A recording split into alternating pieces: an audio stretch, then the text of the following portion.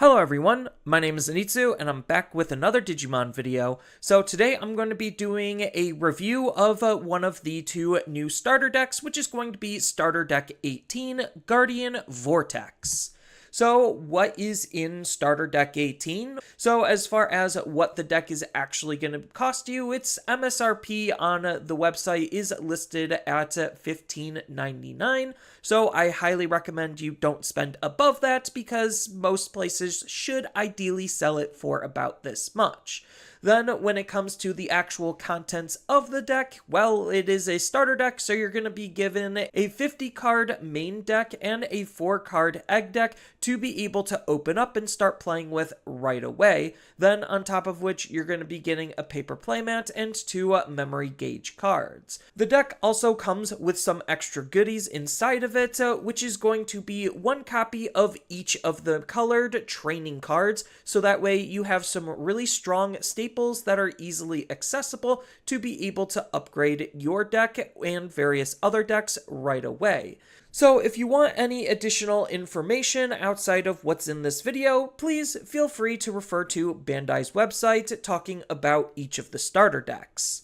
So one thing we do have to keep in mind is the fact that this is a starter deck and usually they want you to have repeated purchases, so the Digimon community basically kind of formed this 2-deck rule. So if you're going to want to get a full playset of all of the cards in the starter deck, and the most powerful cards are obviously going to be the ones that are limited to 2 for each starter deck that you purchase, this encourages you to buy 2 starter decks. Sure, you're going to end up with a whole bunch of extras, but that's just par for the course because you're just really looking to get some of the good cards. And sometimes the price of the individual cards will add up to be the price of the starter deck, so it's sometimes more worthwhile to just buy another starter deck, especially this one in particular, having those aforementioned training cards. But when it comes to the actual game plan of the deck, here's kind of just a basic game plan structure, but the idea is it's a stack-based deck, so you're going to build up your Digimon in raising, and then you're going to move it out to try to counter what the opponent's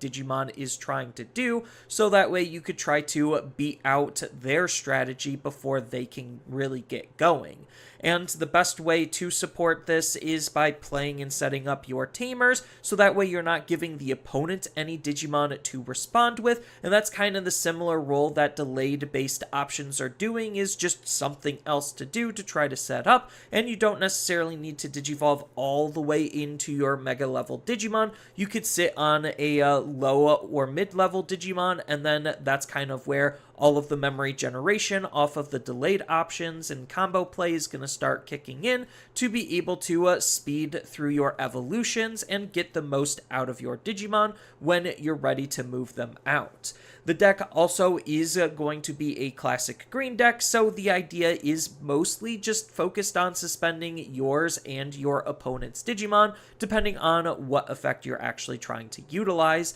And, well, there's lots of different things that you could do with suspending the opponent's Digimon down, like bypass their defenses or attack over them to be able to delete them. And the deck also introduces and tries to make use of the brand new Vortex keyword to further enhance what the deck is already trying to do and differentiate it compared to a lot of other green decks.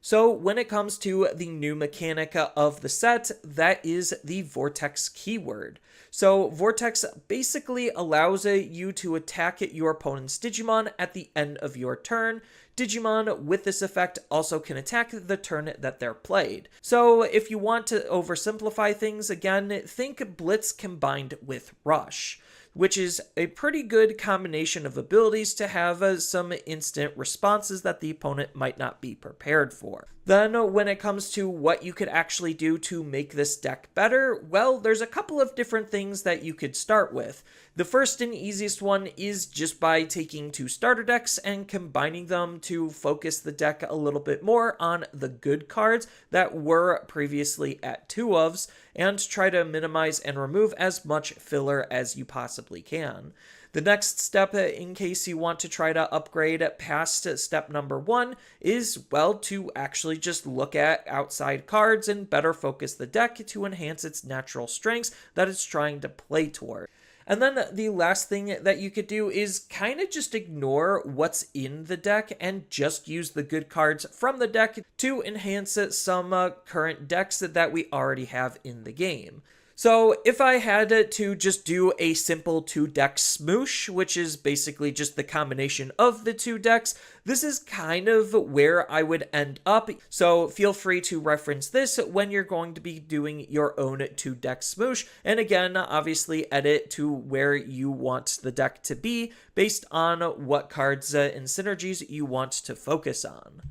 So when it comes to the Vortex Warriors archetype, that's obviously the big draw on what the deck is trying to do because it's trying to, well, support a brand new archetype. So Vortex Warriors is more of a mid-range deck based on suspending the opponent's Digimon down and going to be utilizing the Vortex ability to apply additional pressure and have easy instant responses. The deck also has a lot going for it with more than just that core mechanic because it also has some decent protection, DP increases, playing Digimon by card effects, and some multi-attacking potential, allowing it to actually have relatively good damage, which it would need for the current meta game. So if I had to do a simple, pure archetype-based build, this is something that I would lean towards utilizing cards mostly found in EX7, which is the set that's going to be launching alongside the starter deck, so that way you have something to work and invest towards to make the deck even stronger than what it currently already is. So there are just a whole bunch of other synergies that I kind of already mentioned that you could utilize in this style of deck to further enhance what it's capable of, even if it's not on brand or on synergy. There are just a lot of good generic green engines or staples that we could think about including because this deck isn't exactly fully formed. It's mostly fully formed with the stuff from EX7, but there's still lots of room for flexibility based on, again, what you want to play and prioritize. And then when it comes to other things to know, yes, this deck can use promos, and yes, promos can be some of the most expensive cards in the game. And that is kind of unfortunate when the card pool for this archetype is already super limited, and the fact that it does have some highly playable promos that would further enhance what it's doing, locked behind a ginormous paywall because Bandai decided to make those cards promos and to make those cards inaccessible, which low supply and high demand means that the cards are going to be expensive. So this is a good learning lesson for anyone who's new to the Digimon TCG, that promos are definitely a point of contention that could kind of lock players out of wanting to play specific things or utilize specific cards. So don't feel the need to actually get them. Play towards what you're comfortable with, and it all just depends on what you're going to be doing with this starter deck and how you're going to be playing and building the deck.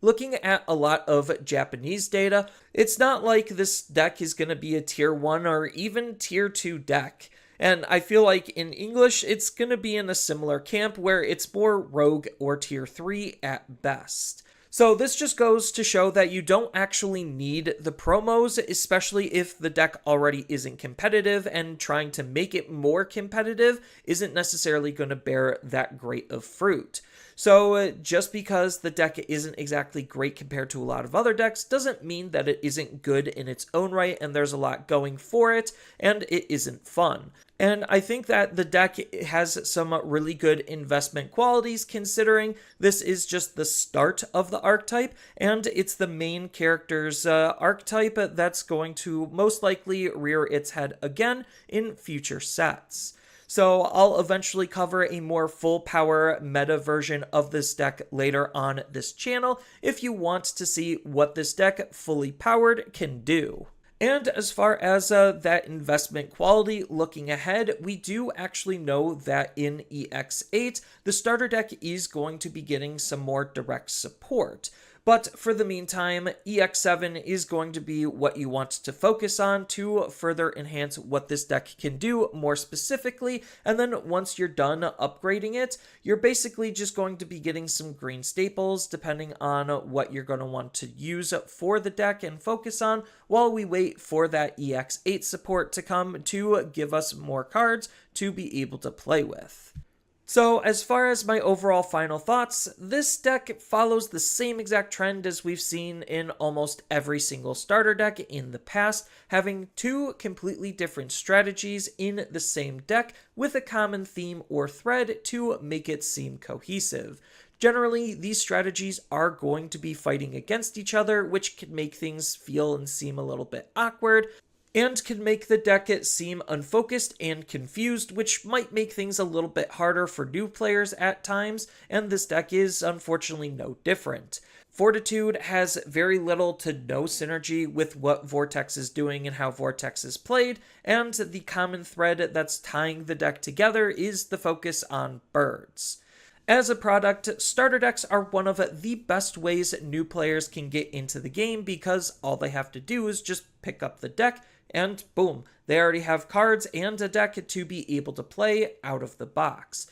It's always appreciated that they generally hold some good general staples for both the color and the archetype that's being represented, and this deck, however, doesn't contain any ace Digimon, which I feel like is kind of important for where the current state of the game is, so not teaching them that mechanic kind of feels like a wasted opportunity, but outside of that, the inclusion of the training cards is going to be a big win for a lot of players, actually giving the starter deck lots of additional value compared to what some of the other starter decks have offered in the past. As a deck to just pick up and play, most starter decks aren't actually strong, especially strong out of the box, and you will need upgrades in order to make them competitive and, well, just more cohesive and better. Thankfully, as I kind of already alluded to and said before, EX7 comes out with the starter decks and has all of the upgrades that you need, so you really don't need to waste your time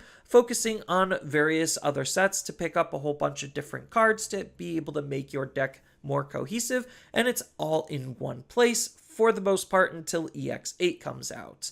But in spite of all of those design flaws, I still would recommend this product and think it's a good product to pick up, not only if you're just new to the Digimon TCG, this is a fantastic way to be able to start your journey, but if you're already an enfranchised player, then it's a good product to get to continue your journey as well. But those are just my overall thoughts and opinions, and by all means, feel free to tell me your thoughts and opinions down in the comments below. And while you're at it, if you found this video to be helpful and informative, please feel free to leave a like and subscribe, and don't forget to ring that notification bell so you know when my videos get uploaded next. And I will see you in the next video.